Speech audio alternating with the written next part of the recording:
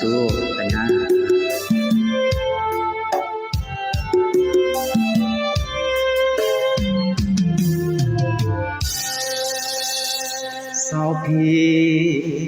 សោភាប្រលឹងបងអើយបងមកដល់ហើយណាស្រស់ទីស័យទូកតូចយើងមួយទុកនៅធ្វើអ្វី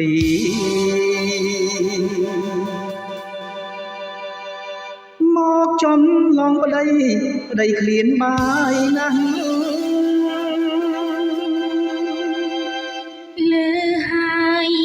លើហើយប្រងកំពូលស្នេហ៍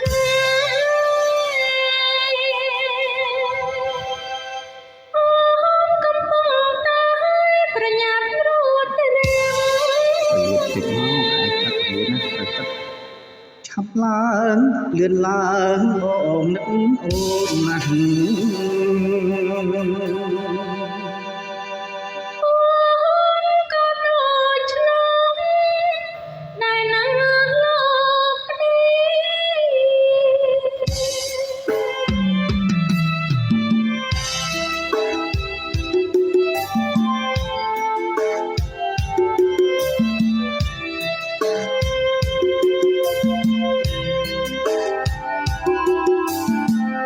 ម៉ែបងប្អូនបានសូមជម្រាបគ្នាបាទសូមជួយ follow ពូវណ្ណឿនក៏ដូចជាចុច like ផងដែរបាទសូមខ្លា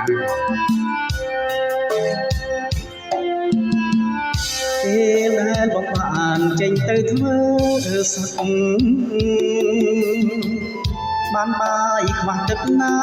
ស្រង់ពីសីតែបងច្បាំងឈ្នះពួតថ្មិលចង្រៃហើយបានជោគជ័យគ្រប់ពេលវេ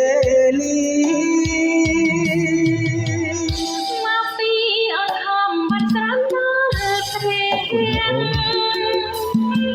សូមអើយបងឈ្នះគ្រប់គ្រី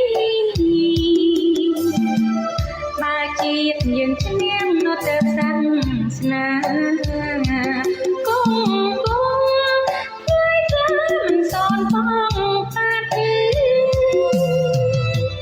នៃខ្មែរត្រូវតាខ្មែរយើងនៅជាតិខ្មែរអាស្រ័យតែកូនចិត្តយើងត្រូវគាំទ្រស៊ូបដូរជីវិត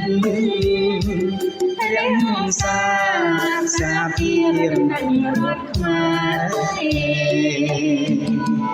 អូននឹងបងពេលលេចទៀងអៀនខ្មាស់អូននឹងបងណាស់ម្ចាស់ចិត្តស្នេហ៍ចំណែកបងវិញនឹកអូនណាស់ដែរនឹកកូនរកម៉ែណាពៅប្រលឹងនឹកម៉ែទៅវិញបាទឥឡូវទៅនឹកកូនបាទឥឡូវរកម៉ែណានឹកកូនបាទណាស់ខ្លាំងណាស់បាទតាសិនស៊ីសមុទ្របាទអរគុណច្រើនម៉ែបងប្អូនបាទ